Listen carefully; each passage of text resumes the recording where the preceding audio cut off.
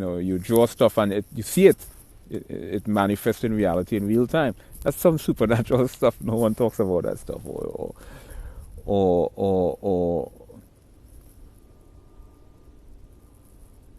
Or you create an object and then you just a touch of light and it comes to life, or a touch of darkness and it just takes form, or you just put a little red into a green pepper, a little red into a green pepper, and it becomes rich and filled with life.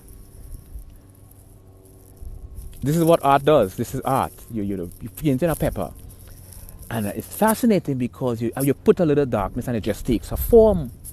It just takes formation, and it happens instantaneously. It hits you like a euphoria.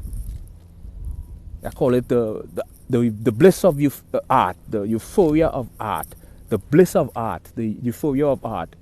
And one bliss is when you cast that little shadow on that object. You cast that little shadow on that two-dimensional object and it just takes form. Just magically pops into form. When you watch it slowly emerges itself. Not emerges. Protrudes. Takes form, and then you just drop a spark of light and the object pops out.